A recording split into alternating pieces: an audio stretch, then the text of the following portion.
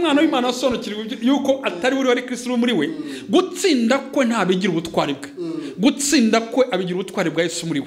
Buri abantu bazi ko agakiza abantu tuzanye yuko tutakiri wari Kristo muri twebwe, hari uburyo ngo yuko nanesheje ngatsinda nk'abandi uyu nguyu nk'ano w'Imana, twebwe turi abakoga tuzi kwirinda, bura twishwe Yesu. Umva, kwirinda ntabwo byanze rwose, ndabyemera ko kwirinda bibaho n'ubundi twese mu buzima, kwirinda bitandukanye, ariko buriya kunesha kwanjye si njyewe, kunesha kwanjye ni Kristo muri njyewe.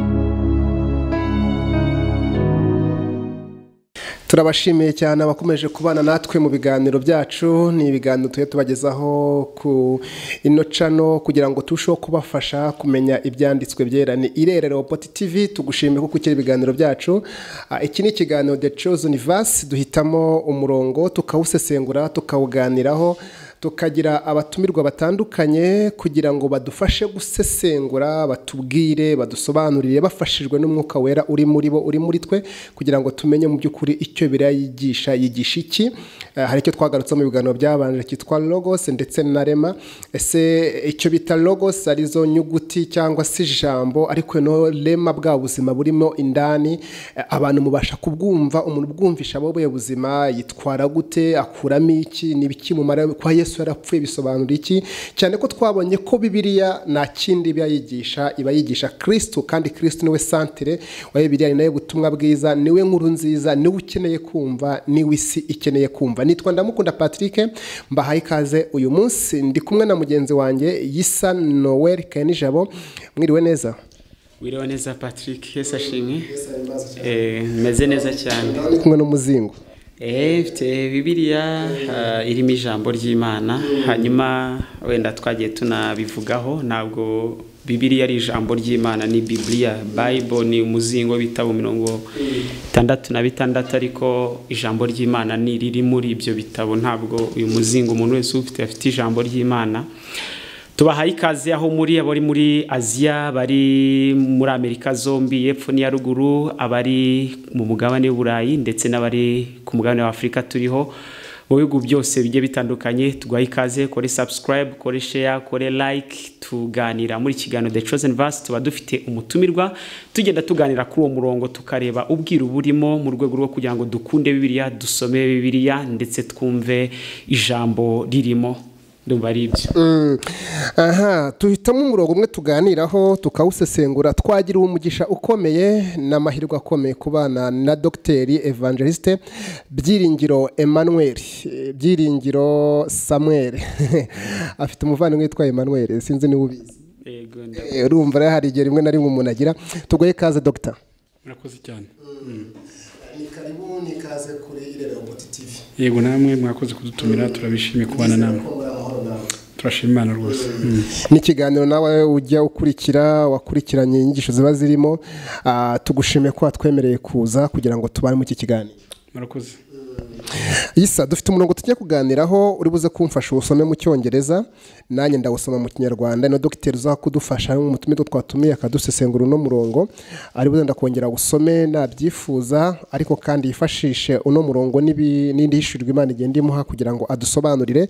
Uyu munsi umurongo twahisemo ni mu Bagalatiya, urwandiko Pawulo umwandikiye Abagalatiya, ibice byaho 2 umurongo wa 20, ni umurongo uri mu buzima, ariko dukeneye ngo twumve ko twabumenye. Reka nsome no murongo, urwandiko rwandikiwe Abagalatiya, ibice byaho 2 umurongo wa 20. Haravuze ngo, nabambanywe na Kristo ariko ndiho, nyamara sinjye uriho, ahubwo ni Kristo uriho muri njye. Ibyo nkora byose nyiriho mubiri, mbikoreshwa no kwizera umwana w'Imana wankunze akanyitangira.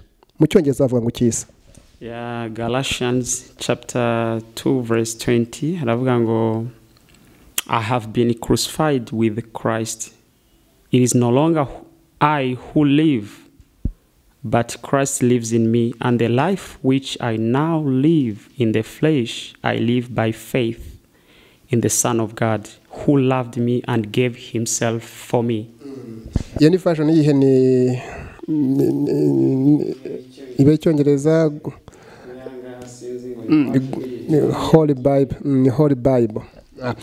Dr. uyu murongo ni umurongo abantu bakunda kuvuga, abigisha benshi, abantu benshi bajya ku ruhimbi babwiriza, n'abantu batandukanye barawusoma. Ni umurongo usanga abantu benshi bakunda cyane kumva, ariko twagutuye kugira ngo dusobanurire uno murongo. Nabambanywe na Kristo, uyu ninde yabivugaga ngo ariko ndiho nyamara sinjye uriho, ni Kristo uriho muri njye. Numva remo imibare myinshi, harimo ngo umuntu yarapfuye ngo kandi ariho, bishobora gutera confusion. Karibu kuno murongo dusobanurire, ni ikiganiro The Chosen Verse kugira ngo dusobanurire. Karibu uno murongo tubwire hishirwa ufite kugira ngo tuwumve neza tujyemo indani. Murakoze cyane kubwo umurongo mwiza mwahisemo, kandi mugira ngo abantu bakurikiye ino channel bashobore gusobanukirwa. Uyu ni umurongo uri mu gitabo cy'Abagalatiya. Abagalatiya n'Abaroma ni ibitabo bisaba gusomana ubwenge no gusobanukirwa, kuko ibitabo by'Abaroma n'Abagalatiya birimo gusobanura agakiza twaboneye muri Kristo Yesu. Ku Baroma ho bitwaye ko igitabo cyabwirwaga n'ubundi abari basanzwe bafite ibyo bazi bita yuko ariko gakiza kabo, cyane cyane bijyanye n'iby'amategeko, bijyanye n'ibyo bitaga ngo n'Abayuda cyangwa ubwoko bw'Imana. Aha rero ho hari kugira ngo Paulo yandika igitabo cy'Abaroma yagira ngo ushobore kubasobanukirwa agakiza kabonerwa muri Kristo Yesu, kandi kadafite ikindi kiguzi cyose duhabwa no kwizera, kandi twabirwa ku bw'ubuntu. Icyo rero nicyo we urumva, iki gitabo cyo nicyo cyari baze ku basanzwe bitwa ngo nabo naze kwita mu nzu y'Imana, abasanzwe bitwa ko rabo mu bwoko bw'Imana. Hanyuma Abagalatiya bo cyari igitabo cy'abanyamahanga. Urumva hamwe n'amasobanuro agakiza agasobanurira abasanzwe bitwa ngo n'ubwoko bw'Imana, hanyuma ahandi arimo arabisobanurira abanyamahanga bitwa ngo barabashyitsi ku masezerano. Bavuga abanyamahanga Gentiles, niryo jambo ubundi yitwa ngo barabapagani. Ijambo ry'abapagani bivuga n'abantu utazi Imana gatoya. Hano rero arimo arabwira Abagalatiya bagira ubuntu bwo kumenya Kristo, abandikira nabo abasobanuriramo, ashaka kubasobanurira agakiza kariko. Rero iyo ushaka understanding agakiza mu buryo bwuzuye, ugomba kumenya Abaroma yabwiraga nde, hanyuma Abagalatiya yabwiraga nde. Abaroma bari bazi byinshi ku Mana, niyo mpamvu uzasanga usomye agenda abanza kugenda abwira iby'amategeko, ndetse anabereka uburyo amategeko yananiwe, ariko nyuma Kristo azaje gutanga iby'amategeko yananiwe, abisoreza muri Kristo Yesu. Bo bari bafite icyo bahiragaho kugira ngo anashobore no kubasobanurira. Hanyuma nabwo no higa ibindi bice bice cya 8 tagira kubwira muri Yesu Kristo, abwira uburyo there is no condemnation, nta kindi kikiriho ko Kristo yacunguye. Ntabwo nari kuri gitabo cy'Abaroma ngira ngo hari naho twize kukiganira. Rero hano yari masono afite biro pake y'ibyo bazi ku Mana, bazi nayo mategeko, bazi n'ibitandukanye. Hanyuma anaza no komeza bereka atari ko burya niyo waba uri umuyuda cyangwa iki, ariko muri Kristo Yesu utarimo biriziro. Abagalatiya rero bari abasivile babisi, ndeka minkoresheje terimi, nta cyo bari bazo na kimwe. Iki gitabo rero cy'Abagalatiya kiza cyacyo cyenda kurusha cy'Abaroma, nuko noneho we ashaka kubasobanurira umuntu wera gusobanurira usanzwe uzi, kugira ngo mukuremo ibyo yarasanzwe azi mukire mukuri. Niyo bitabo cy'Abaroma kirimo struggle. Buriya bavuga ko igitabo cy'Abaroma ko cyumve neza bigusaba kuyisoma inshuro 20 ukabara ugasoma. Sinazigeza ngeze nko mu 14 nsubiramo, kandi ko gisomye numva ari gishyashya. Bo kuko abantu basanzwe bazi kubasona biragoye, twese turabizi. Umunyeshuri usibiye abaza mwarimu byinshi, umunyeshuri utanazi impamvu yasibiye avuga ngo ariko nibi nari nabyize kucyongeye kunyisha ino mibare. Rero ni kwitabo cy'Abaroma, niyo gitabo cy'Abaroma cyari kirimo gifite challenge, gifite ibibazo bikomeye. Ariko aho igitabo cy'Abagalatiya kibera kiza cyo ni igitabo kibisi, arigisha abantu badafite ibindi barimo by'idini n'imyizerere niyo bakurikiye na za gakondo. Imana ni yacu, Imana ni njya numva tukunda kutemenga Imana ni yacu bwite. Abo mu Bagalatiya nako mu Baroma ubona ngo Imana yacu ni Imana bwite, ariko byagera mu Bagalatiya ho bigahinduka noneho kuvuga ngo noneho aba bantu batazi na kimwe basobanukirwa bate icyo Imana yakoze. Aba rero ujya kureba ugasanga uzasanga ari igitabo cya Galatiya niyo mvuga gifite imbaraga, kuko arangiza anabigisha n'imbuto z'umwuka, akabigisha n'imirimo ya kamere akabasobanurira. Ariko nibutinde kuri umurongo mu mirongo imwe bita kivasi. Buriya Bibiliya igira ibita ngo buri gitabo cyose gira ikintu bita kivasi, umurongo nyamukuru ibindi bitekerezo byose bishingiyeho ni umurongo wa 20. Niyo mpamvu uyu murongo wa 20 arimo aragusobanurira abantu batazi na uyu murongo wa 20 ku cyo bita ngo ni kivasi, niwo murongo usobanura igikorwa cyabereye ku musaraba ndetse n'ingaruka zacyo. Buriya mbere yo kumujya muza kusobanura hari ibintu ukwiye kumenya ku musaraba. Abantu benshi baririmba umusaraba, bakarimba mbese nka history yabayeho ya Yesu Golgotha, nyine banarimba za Golgotha, abandi bakarimba za Kalvari. In fact bakarimba amazina y'ahantu, bakarimba n'uburyo ndetse bakanafashwa Golgotha, abantu bakaririmba, abandi bakavuga imibabaro ya Yesu. Ariko baza kureba ngo ariko Golgotha ko imaze imyaka 2 irangiye, n'ubugiye reka uretse abajyaho kubw'indi mpamvu za tourisme, ariko n'ubundi Golgotha abagiye muri sare baraza kumfasha barabiza. Golgotha nta kintu kiri special kiri. Golgotha turacyari wa musozi. Arabantu ngo wa musozi twabariweho, ntabwo twabariwe ku musozi twa Golgotha. Golgotha hari igikorwa cyabaye, ariko ingaruka zacyo uyu munsi 2020 nizo nyine ko ngo wumve muri umurongo. Bese kandi bureka mabwira ubyutse the key of revival. Nyane abantu bavuga ni revival, ubyutse ngewe nsenga Imana ni nyisho n'isho umwaka ushize, ndimo navuga ku bubyutse, sinyanyigisha cyane iby'ububyutse, bivugamo gake, ariko icyo gihe ni kuri sije yitwa ngo urufunguzo rw'ububyutse. Imana yambwiye niba ushaka kugenda kwigisha ububyutse, igishano cyitwa ngo ugende wabwire ngo urufunguzo rw'ububyutse ni ikintu kimwe kisa cyitwa ngo bring the cross back, mugarura umusaraba wa Kristo. Abantu bongere basobanukirwe n'iki umusaraba wa Kristo wakoze. Si uko wabayeho, si uko Yesu yawugiyeho, ariko gikomeye cyane n'iki umusaraba wa Kristo wakoze. Umuririmbyi w'indirimbo umuririmbyi yararimbye aravuga ngo ndi meza cyane aravuga ngo ndashima umusaraba. It's okay, it's fine. Umusaraba ari mwiza. Ndashima nimba ya Yesu nusha yenda it's fine. Ariko cyane ndashima umwami Yesu. Nicyo avuga the cross, umusaraba ni igiti, uracyari igiti. Wagize neza yuko Yesu yawujyamyeho, yawugiyeho. Nimva ni nziza kuko Yesu yapfuye akajyamo, ariko igikomeye si umusaraba, sinimva. Igikomeye cyane ni umwami Yesu. Now iyo rero turimo turashaka revival, iyo dushaka ububyutse, nuko abantu tubagarura kongera gusobanukirwa neza so umusaraba gusa kuririmba, ahubwo ni ugusobanukirwa inyungu z'umusaraba kuri twebwe. Uyu murongo rero icyo werekana, it's a benefit of the cross, ni inyungu z'umusaraba. Rero iyo tugiye kugana inyungu z'umusaraba, hagomba gusobanukirwa ibintu byabaye ku musaraba. Biriya y'Icyongereza yo iraza kubisobanura neza. Hano harimo ibice bidutwara kumenya za nyungu z'umusaraba. Nagira mabwire ko umuntu wese uri kumva uyu murongo tugiye kuganira yumve the benefit of the cross, kandi iyo twatanye gusobanukirwa umusaraba, ububyutse bwaje buriya. Nimubona mukabona abantu ibiterane bikomeye siki, ahantu hose twatanye kumva imbaraga z'umusaraba. Niyo ijambo rivuga ngo ijambo ry'umusaraba, the message of the cross, kubarimbuka foolishness, mbese ngo nabasazi, n'ubupfu, ntabwo ni ibintu ntabwo ari ibintu byavugwa n'ubundi, ariko ngo twebwe bakizwa n'imbaraga z'Imana. It's a powerful God. Bese niwe imbaraga zacu ziva, niwe isoko yacu imbaraga ziva. Rero iyo tugiye kwiga uyu murongo, nagira ngo basaba ko ngo dusubiye ku musaraba, uyu message y'ino masaha turimo turaganira, haba ari mu gitondo aho uri, haba ari saa sita, haba ari ku mugoroba, haba ari mu ijoro, haba mu gicuku, aho uri bumva igihe cyose urimo, wongera ngo reka iri jambo ry'umusaraba ryongere kumberamo imbaraga. Hano rero bavuga ngo nabambanwe na Kristo. Iyo niyo message ya mbere, nabambanwe na Kristo. Kubambanwa na Kristo, dore icyo bivuga. Buri umusaraba hapfiriye abantu babiri. Hano babiri habambwe abagabo babiri, ninjye na Kristo. Bese ijambo rya mbere riba nuko yuko umusaraba bujya si Kristo gusa wabambweho, ahubwo nanjye buriya nabambanwe na Kristo. Kuko umusaraba it was a price, cyari ikiguzi Yesu agiye kwishyura kugira ngo umwana w'umuntu ababarirwe. Rero buriya hari Yesu wabambwe kubw'ibyaha byacu, ariko natwe tubambanwa nawe.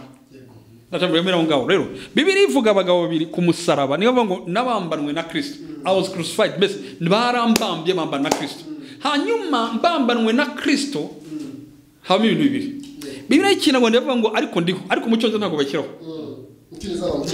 nasubiremo rero bavuga ngo ariko ndiho mbese hari abagabo babiri babambwe bahabwa igihano. I have been crucified with Christ. It is no longer I who live, but Christ lives in me. Hano bavuga ngo ariko ndiho, ariko mu cyongereza ntibashyira ngo ariko ndiho. Yenda izo nizo translation zagiye ziba mu cyongereza ntibashyira ngo ariko ndiho, bavuga ngo nabambanywe na Kristo ariko sinkibaho. Ni ukuvuga ngo umugabo umwe arapfuye, babiri babambwe. Mbese hari umwe upfuye ari we ngewe, uyu nguyu yaravuze ngo ngewe sinkiriho, ariko hari undi wa kabiri nawe wapfuye ariko ugiye kuzukira mu buzima bw'umuntu. Kuko bavuga ngo twese twapfuye batubambye, ariko ikiriho ni uko ngewe napfuye. Actually the cross, imbaraga z'umusaraba za mbere ni uko umusaraba twica. Buriya umusaraba, imbaraga z'umusaraba si ukubaho kwacu, imbaraga z'umusaraba ni ukutwica kwacu. Hano bwese mu kanyamana none utangiye, niyo mpamvu tuba turi mu nganga. Rero imbaraga z'umusaraba, the cross kills. Umusaraba urica. Kandi umusaraba ababonaga bagira ngo ni Yesu upfuye, ariko ni ngewe wapfuye. Nkurike neza. Na Yesu arapfa, ariko Yesu mu gupfa kwa Yesu kwe we ayitabaho muri twebwe. Mbese umwe yarapfuye niba imbaraga z'ubutumwa ziza ziri nango bajya ngo ijambo ry'umusaraba imwe ngo ni ibipfu by'ubwirizwa. Aha, nuvuga ngo umwe twarabambanwe, iyo nakire Yesu Kristo mbamwanwa nawe. Ni igikorwa cyo komanwa no kubatizwa, muzabona impamvu bibi ku muntu bakamuvanamo, bavuga ngo wowe urapfuye ariko hari mushya uzukiye muri wowe. Imbaraga z'umusaraba si ukubaho kwacu, imbaraga z'umusaraba ni ugupfa kwacu. Yes, wenda ukiri ahangaha isa nayo turi kumwe, ni umunyamakuru, ni umuvugabutumwa, ni umusesenguzi. Uno murongo ndabizi ko ukunda, hari icyo wawuvugaho, ariko kandi hari n'icyo wanakunganira Dr. cyangwa se n'icyo wanamubaza. No tukikuno kano kantu ka mbere kavuga ngo nabambanywe na Kristo, kuko umuntu ukweshaka kwibaza ni gute umuntu abambwa. Uyu murongo nyiwiga nibaje ibibazo byinshi, ni gute nabambwe, ko navutse ejo bundi, nabambwe gihe ki, ndapfa ndongeye ndiho, byaneye confusion. Ariko hamwe no gusenga no kumva inyisho z'abakozi b'Imana nagiye mishirwa byinshi bitandukanye. Ariko Yesu nk'umusesenguzi, nk'umunyamakuru, nk'umuvugabutumwa ukunda Bibiliya, uno murongo kano ka mbere wenda shaka ngo wakunganira Dr. cyangwa n'icyo wanamubaza. Yarakoze cyane Dr. ari kuvuga ibintu biryoshye cyane, ndumva yakomeza cyane, kuko abakristo teza amatwi banatureba. Utarumva aka kantu ariho, yavuze ngo cross kills, yagusyonyo yaragupondaponza uburizwamo havuka undi Kristo. No kuvuga utarumva iki kintu ntabwo wavutse ubwa kabiri, nta nubwo uri umwizera nk'undi kintu abera aburuhu rwera abazungu bakunda gukoresha, bavuga ngo a believer. Twe tuvuga ngo ni umukristo. Kuba a believer, umwizera Kristo aruta kuba umukristo, kuko Kristo ni izina ryiswe n'abana b'abantu. Rabyibuka mu byakozwe no mu bice 11:26 babonye ibyo bakora, babonye iki, bavuga ngo ni abakristo. Abantu babonye abandi bagenda of Christ harimo ihishurirwa naryo kuruta kwitwa umukristo. Utarumva iki kintu rero cyuko Kristo wowe ugiye kubura, Kristo agiye kuzuka akaba azukiye muri wowe. Twabivuze mu kiganiro cyabanje tuvuga ko umukristo, umwizera wa nyawe ni uwapfuye, ni uwazutse. Ni ukuvuga ngo utarapfa ntufite agakiza. Agakiza nakabapfuye. Yes. Twakoresha mu rivuga ngo ni ukwitaba Imana, abitabye Imana bangiza bakazukira muri yo. Ni ukuvuga ngo si wowe uriho, ahubwo ni Kristo uriho muri wowe. Utarumva aka kantu ndumva yakomeza agakomeza. Aha, ni Dr. turi kumwe Byiringiro Samuel, ni umuvugabutumwa ariko kandi n'umwarimu muri kaminuza, yigisha ibijyanye n'iyobokamana bitandukanye. Muramuzi cyane. Turimo turaganira ku Bagalatiya igice cya 2 umurongo wa 20, havuga ngo nabambanywe na Kristo ariko ndiho, nyamara sinjye uriho ahubwo ni Kristo uriho muri nge. Ibyo nkora byose nyiraho mubiri mbikoreshwa no kwizera umwana w'Imana wankunze akanyitangira. Dr. Rugikomeza kuno murongo. Navuze the cross kills. Umusaraba wica nde? Umusaraba wari ukeneye kwica uwananiwe gukurikiza ibyo amategeko yasabaga. Kuko iyo amategeko aza kudushobora nta mpamvu twe dukeneye Kristo. Ariko umusaraba waje kwica uw'amategeko yananiwe, kuko igihano cy'amategeko ni ukwicwa. Niyo mpamvu mu musaraba ugomba kuba the first action, kugira ngo Yesu yavuze ngo sinaje gukura amategeko, ahubwo ntabwo kuyasoza, naje kuyuzuza, fulfillment. Ntabwo yaje Yesu iro jambo yakomeza kandi sibyo. Nta nujyanditse nicyo twavuga version, ntabwo ngo yaje kuyakomeza, ahubwo yaje kuyuzuza. Actually fulfilling ikintu cyari kiriho, ariko cyari gikeneye umwuzuro wacyo. Mbese ko umwuzuro wacyo beho. Now nicyo no mu cyongereza bita ngo fullness of time, mbese mu gihe cy'Imana cyuzuye, gikwiriye, igihe cy'Imana gikwiriye. Hano rero unduze kunkurikira neza ko turi muri tuvuge neza ko igitabo ni igitabo kibwira, twavuze kibwira mu Kristo. Rero amategeko yarananiwe, hari umuntu wananiwe amategeko. Uwo muntu rero yagombaga guhanwa, ikiguzi cye kikishyura. Rero Yesu ntiyahanwe, ahubwo Yesu yari ikiguzi kiri kwishyurwa. Ariko uwananiwe amategeko yagombaga gupfa. Yesu yagiye kwishyura the price, yagiye kwishyura ikiguzi cye cyacu. Hanyuma ariko umunyabyaha nawe barapfa. Ariko umunyabyaha apfa kugira ngo amategeko n'ibyamunaniye byose apfe. Iyo tuje muri Kristo ruburiye, ibyo twananiwe za discipline n'imihango n'ibindi batubwiye, kabone n'ubwo wajya ugenda wihananitse wifashe gute, kabone n'ubwo wakambika idini bakanyandika ngaha, until yuko upfira muri Yesu nibwo ubuzima bukaboneka. Niyo nakwigisha nkakwigisha uko utembera n'ukugenda n'ukuvuga, hatari the cross, umusaraba utarica. Ari naho n'ubyutse twavugaga buri. Rero umusaraba uranyica nkavaho, ariko umusaraba wanyica nkavaho, muri ngiye akazuka undi muntu wo gukiranuka mushya. Muraza gusobanukirwa ijambo rivuga ngo ijambo ndaza kurisobanura mu buryo bwo butuje bisobanure. Rivuga ngo utarigeze kumenya icyaha, Imana yamwendeye icyaha kugira ngo icyaha, hanyuma ko duhabwe gukiranuka kw'Imana.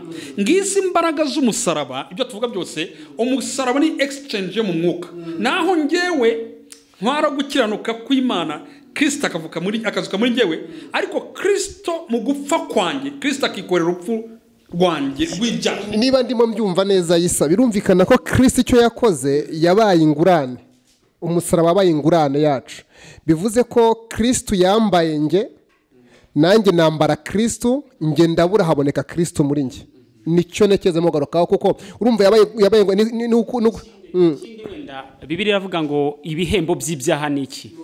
Ni ukuvuga ko amategeko niyo amenyekanisha iki? Ni ukuvuga ko aya mategeko, ibyo ari byo byose uri munsi y'ububata bw'amategeko, ntushobora kuzanezeza Imana ngo ugere ku gukiranuka kwa nyako. Uzapfa rero. Nupfa rero Kristo azazukira muri wowe. Ni ukuvuga ngo ntabwo ari wowe uzaba ukiriho wa undi wa kera, ahubwo hariho Kristo uhagaze muri wowe. In fact ndacyakomeje. Ni birebire ko iyi mirongo twayivuga amasaha. In fact Yesu ntabwo akiri outside, yabaye inside. Yesu si nkimugendana, Yesu angenderamo. Buriya ari muri byo ngo nta cyanguraho Yesu ari, yambere ubuhungiro. In fact ngewe niki nakubura icy'umusaraba, imbaraga z'umusaraba niyo mpamvu nyantangara. Ibi bineka bivuge neza. Hari abantu batangira kwigisha inyisho za Grace bavuga ngo mujye gusuzana mu byaha. Ntabwo wasura mu byaha, Yesu atakiri uwo hanze arabaye w'imbere. In fact buri impamvu tugorwa tumeze nkaho njyana nabyigisha, hari n'atwigisha ngo Yesu nzakugwa inyuma, ubundi umugwa inyuma yabagusedesha, ngo Yesu ngo nzakugwa inyuma. Ntabwo Yesu tumugwa inyuma. Yesu navuga iki? Bese buriya tuguye gusobanukirwa imbaraga z'agakiza. Iyo nakire se umwami n'ubukiza nkabihamya nkabyatura, wa munsi mfata icyemezo cyo gukizwa, buriya hahita ikintu kidasanzwe. Bese ndapfa, Yesu agatangira gukora muri ngewe, ngasigara nera n'imbuto zitari zo kwirata. Ngo twebwe ngo uko dusengera ahangaha, ngo buriya ngo twebwe Imana ngo turayizi, ngo oya, buri impamvu buri umwana w'Imana asobanukirwa yuko atari buri wari Kristo muri we, gutsinda kwe ntabigira ubutwari bwe, gutsinda kwe abigira ubutwari bwa Yesu muri we. Buriya abantu bazi ko agakiza abantu tuzanye yuko tutakiriho ari Kristo muri twebwe hari ugira ngo yuko nanesheje ngatsinda nk'abandi uyu nguyu nk'ano Imana twebwe turi abakobwa tuzikwirinda twishwe Yesu umva kwirinda ntabwo byanze rwose ndabyemera ko kwirinda bibaho n'ubundi twese mu buzima kwirinda gutandukanye ariko buriya kunesha kwanjye si njyewe kunesha kwanjye ni Kristo muri njyewe uzi kunywa mbitanga urugero udukuyemo Yesu twamera nk'abandi bose experience y'imyaka tumaze tunesha niyo mpamvu nta hantu uragera uvuge ngo hanga ngeze ngo ibyaha ngo rwose waba nk'undi wese ikiturinda nuko Kristo ari muri twebwe abantu rero ntitwanze kwemera Kristo twanze yuko dupfa kwa Kristo ahinduke muzima abo dushaka kuza muri Kristo tuje turi babandi ngo tumwe ngo ariko bora Yesu yena impamvu ranakirirwe cyane none na mihango y'idini ibyo bya mihango y'idini nuko akoze duke nuko arakoze twinshi in fact tugwe kumino muno ngo abantu babiri barapfuye twambanwa na Kristo muri uko kwambanwa na Kristo azukira muri twebwe twakira gukiranuka kwe wigize kurimo kwigisha inyigisha ahantu hamwe Dr ndagukurikira uza kuvugamo akagero nshaka kugaruka wenda nayisa akahita akomerezaho ajyana icyo kubaza karamfashije katumye numva ibintu bikomeye cyane watanze urugero ku mupira uravuga ati hari igihe umuntu ashobora kureba match cyangwa umupira akareba umupira urimo umupira akawubona urimo gutama uri live urimo gutama ako kanya akamenya ko ikipe ye yatsinzwe cyangwa yatsinze noneho hacamo icyumweru kimwe cyangwa bibiri wa mupira bakawusubiza ari kuri televiziyo cyangwa ahandi hantu ariko waratambutse ari match yarangiye ukavuga ati nuramuka wicaranye n'umuntu uri uwubonye ako kanya wasubiwemo bawusubijeho nawe warawurebye gushize warimo kureba ibyarangiye ariko wowe uzi ko byarangiye ikintu wakigarutse gihuza n'uno murongo kuko n'undi murongo ni wari muvuga icyo gihe in fact nicyo navugaga iyo nzigira ngo n'icyo bajyana nkora commentaire nabonye utuntu twinshi bakoraho ni ikintu nashaka gusona nashaka kubona yuko icyambere ntitwari twamenye yuko ibyo Yesu ku musaraba byarangiye kunesha satani n'imbaraga z'icyaha n'imbaraga z'urupfu Yesu yabirangije ku musaraba icyo dukeneye ni kirero ni ukumenya ngo Yesu yarangije ku musaraba uyu munsi satani naza gutera ubwoba wongera umubwira ngo ariko burizi ko on the cross nabambanwe nawe iki si igikorwa avuga ngo cyabaye no munsi ni igikorwa mu kwizera twe tuvuga ngo twambanwe nawe tuzuka nawe niyo mpamvu kwizera Kristo reka bisobanure gucyana rugero ngo hari cyo dukora mu nsengero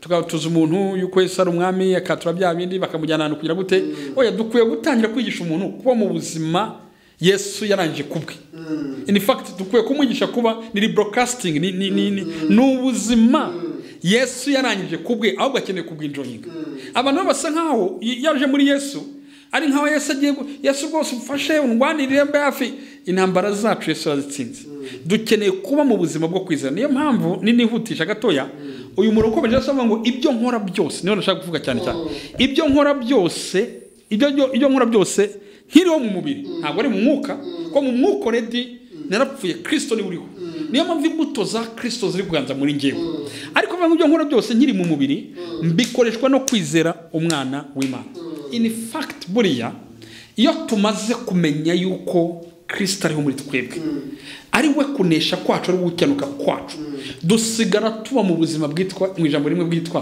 kwizera hari abantu bagira ngo dukeneye kuba mu buzima buri sekirize buri secure butunganye butuje ntabwo ngo ibyo nkora byose muri uyu mubiri mbikoreshwa no kwizera Kristo mbese nta n'indi ntambara ikomeye nkeneye kurwana hari abakristo mura bameze nk'abadefenseri bura abadefenseri n'abataka baratandukanye umudefenseri ahora agarura imipira ndaguye imipira ndaguye badancose buri umuntu wo muri defenseri ameze neza nk'umuzamu wo kuburinzi buko buri gihe abareba abaje kumwataka au contraire hari abandi bantu bitwa ngo abataka always barashaka kuwininga abati hari ndagishyiramo ubu Kristo butaba mu kwizera ibyo Yesu yakoze bohora muri defensive uvuga ngo turaguye ero tuzagwa ero mu gitondo byakomeye mana yanjye ndinda ninjya mu mujyi hatagira umuza kungwisha mana yanjye umva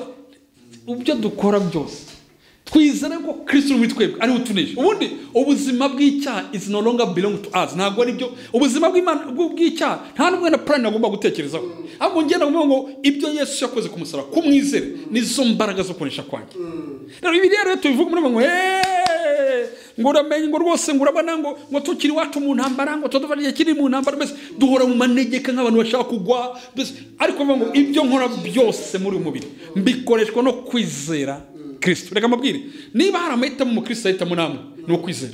Buriya from the beginning ukimenya Kristo kuzarinda winjiye mu ijuru ibintu byose by faith. Buriya inzira zose zijya mu ijuru urugendo ujya mu ijuru ufite za portail nyinshi n'inzugi nyinshi ariko urufunguzo rutwa kwizera.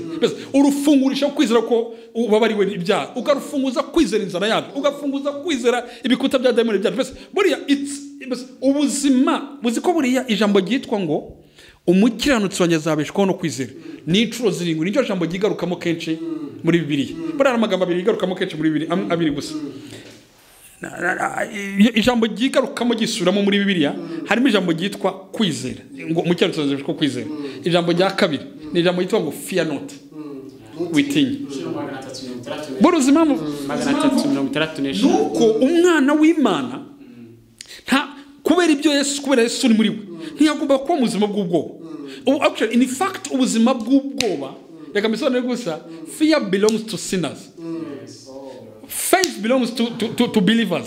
Niko kuri Bibiri ivuga ngo aravuga ngo umunyabyaha ahunga nta umwirukanye ngo ari nta kimwirukanye ngo ari kumukiranutsi ashira ubwoba nk'intare. Nibyo rero Dr. yavugagaho fear not riri muri Bibiliya inshuro 335 bihwanye n'iminsi n'umwaka. Nuko ko buri munsi umukiranutsi Imana bimubwira ngo fear not ntugire ubwoba kuva ku munsi wa mbere mu kwezi kwa mbere tariki ya mbere Mutarama kuzageza mu Kuboza. Imana imubwira ati do not fear ntugire ubwoba kubera iki nanesheje isi. Uzabisoma buriya reka mwungane bivuge uzabisoma ngo nta mahoro y'umunyabyaha ni kwiteka avuga. Why not? Kuko numva ngo nta mutekano umunyabyaha.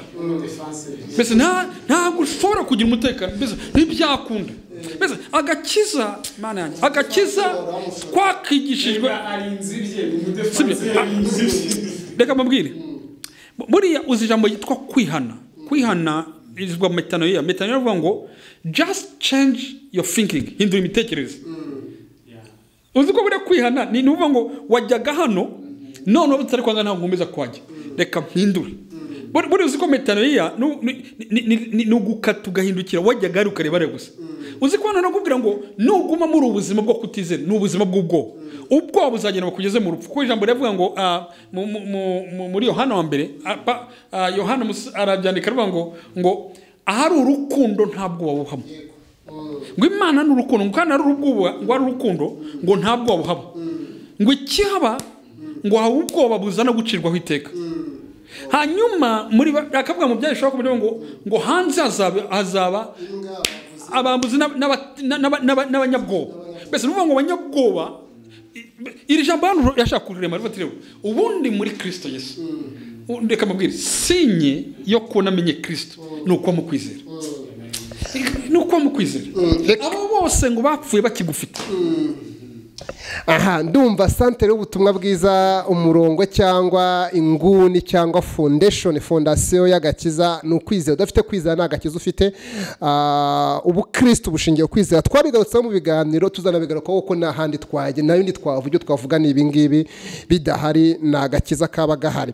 Turi kuno murongo uvuga ngo nambangwe na Kristo ariko ndiho nyamara singiro. Dr. dusubiye inyuma gatoya wakoze hasi ku mubiri uvuga ngo ibyo byose mu mubiri nyiriho ariko ngo dusubiye inyuma gatoya havuze ngo nambangwe na Kristo ariko ndiho nyamara sinjuriho ni Kristo uriho muri nge. Urashobora kwibaza ni gute Kristo abaho muri nge. Aranga dukoraho ngaho tumura kwakora tumura gato cyo kuri wa murongo wa kakabeko hasi asigaye dusoza ni gute Kristo amumura niki cyambwira ko Kristo ari muri nge cyangwa ari muzima muri nge. Kristo muwe muri muzima nuko utangira gushushanwa nawe gusa nawe. Actually buriya Kristo muri wowe reka babwize ukuri reka nange gukirugero buriya imbuto mu butaka n'ubutayibona finally izabomora ubutaka igaragaza imbuto. Buriya seed nubwo abantoye irabomora ibomora ubutaka ikabugaragaza. Buriya actually uzareba buriya turi yo Kristo ari muri twebwe ni bya byitwa kugira akamero ka Kristo, ni ka kandi gito kugira umutima wa Kristo, ni ka kandi kugira imitekerereze yawe igatangira gutekereza ka Kristo. Mbese Kristo muri wowe ntabwo azihishamo, Kristo muri wowe azaganza every part. Reka mvuge gutya, buri ntabwo nabyo uko utinda Kristo muri wowe umenya wazuki muri wowe, mbese atangira kugenda agigaragaza uwo ari we kabone nubwo utavuga. Mwana mubizi yuko Kristo muri wowe influence even ntabwo ari influence gusa ngo imivugire ngo imitekerereze ngo ibiki byose, even thinking zawe n'imitekerereze yawe. Kristo muri wowe niyo mu imitekerereze yawe iva mu bwoba byana mara tuvuga nga ikinjira mu kwizera, nuko hari umugabo muri wowe urimo gukora transformation. Ijambo ravuga ngo ntimwishanye n'abiki gihe, mbese don't be conformed, nimwishanye n'abiki gihe, ahubwo muhinduke mugize muri yabangu imitima mishya, imitekerereze mishya. Kristo muri wowe azana imitekerereze mishya. Kristo muri wowe atangira kukwereka who you are. Buri abantu batanazi atangira ko the new identity. Kristo muri wowe atangira kukwereka ngo nubwo avutse kwa Karekezi batize batabayanga, nubwo avutse in the poverty life, kavukira mu buzima bw'ubukene, nubwo avutse wandika ntirive, muri Kristo there is a new thinking. Buri twari tuzi buri abantu bafite Kristo bagomba ko abantu batekereza ibintu bigari, bagomba ko ari mu bizima bigari, ariko twaremewe gusa twabonye muri defensive abanyabwoba yuko turi bugwe mu gitondo twagomba kuba dufite abakobwa batarota ejo gutwarinda, ahubwo barota imirimo y'Imana migari bazakora. Twagomba tufite basora tuvuga ngo Imana ifashe rwose ngo sinzagwe ngo nabandi bose baraguye, umva abahubwo bazirwa ngo twaremeye kumugisha aho turutse. Bese Kristo muri wowe utinda utebuke azigaragaza, ntazavuza induru ku musozi, ariko uzamu feeling wumvishe muri ndumva ngo mba hafi kuruta imyambaro nambaye. Mbese hari ukuntu uba ukumva you attached, you are linked, murahari urabyumva neza. Kristo abo ndimo navuga ngo ababyiza barabyumva neza. Kristo muri wowe muzima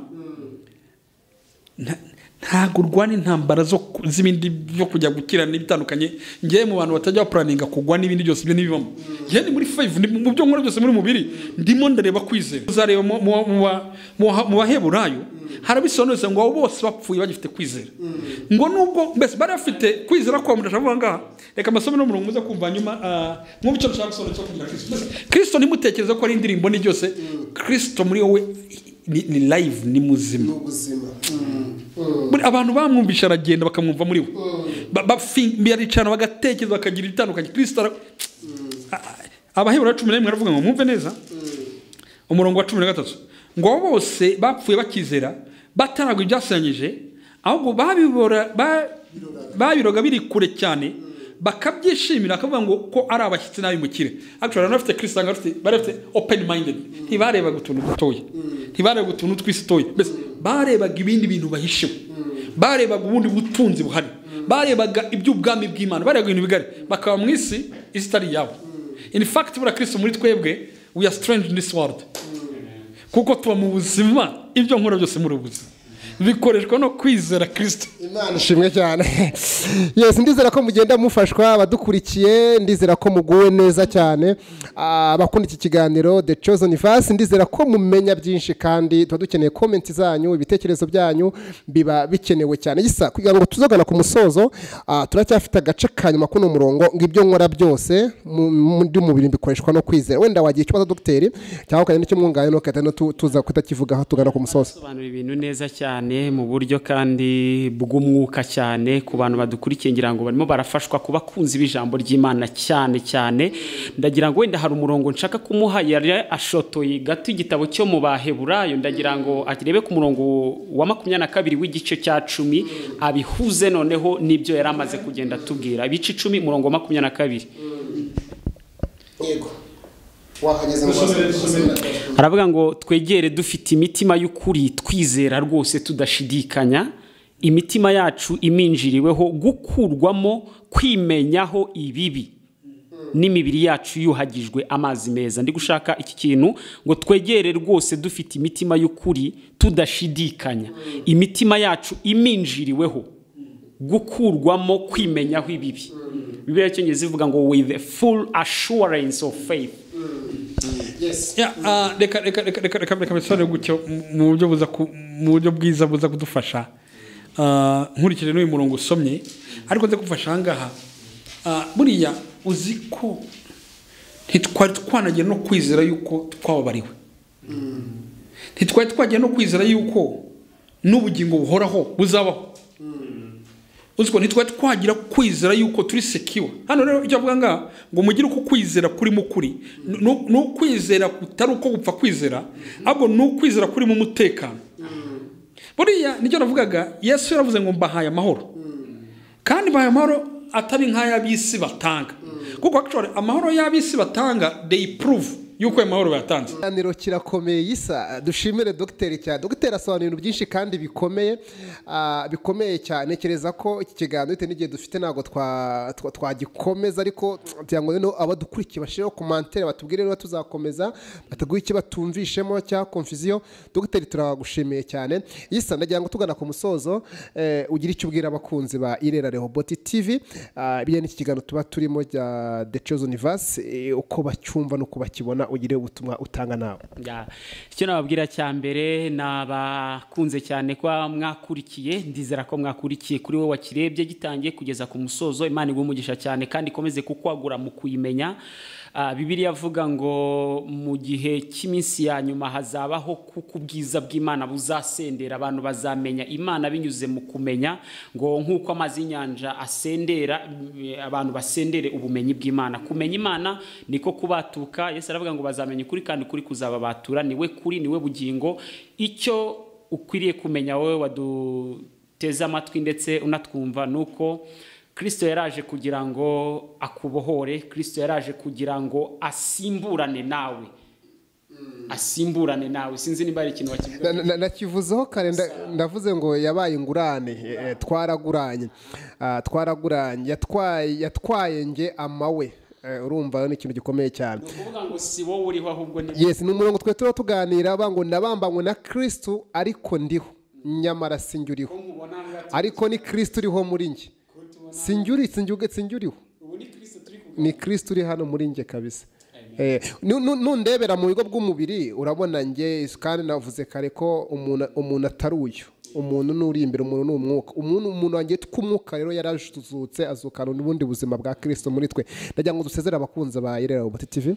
Twabashimira cyane, dubasezera cyane. Umuntu wavutse umenye ko ari wowe w'imbere, nk'uko Kristo ari niko nawe uri. Imana ibamugisha cyane. Ukore subscribe, ukore like, hanyuma ukoreshe ya ubutumwa ubusangize n'abandi. Amahoro y'Imana akomeze gusesekara muri wowe, ugira amahoro yo mu mutima aganze wowe, ndetse umwuka wo kumenya no guhishurirwa ukomeze ugukurikirane. Reka dushime Imana. Ndagushimiye Data wera mu izina rya Yesu Kristo. Nkushimiye ko watangiranye natwe ndetse ukabusozanyije natwe, watangiranye n'uwadukurikiye ndetse usozanyije nawe. Reka ubu buzima bwo kumenya, uyu mwuka wo guhishurirwa urusheho gutembera mu bwoko bwawe, bamenye, bakumenye, bagusobanukirwe, nk'uko ijambo ryawe ribigaragaza ko mu minsi y'imperuka abantu bazakumenya, bazuzuzwa imbaraga zawe, ndetse uzasandarira muri bo nk'uko wakwiriye isanzure ryose. Urakoze rero kuko uri Imana nziza. Tugushimiye kubw'iki kiganiro cya The Chosen Verse, kandi tugushimiye kubw'ibiganiro byose bitambuka kuri Irera Rehoboth TV. Tugushimiye kubw'aba bakomeza gukora subscribe, baha umugisha, bunguke kumenya umunsi ku munsi. Urakoze kuri Imana yacu rero, turagushimiye mu izina rya Yesu Kristo. Amen. Yari Ndamukunda Patrick ndetse na Isa Noel Kenijabo. Ciao ciao. Shalom.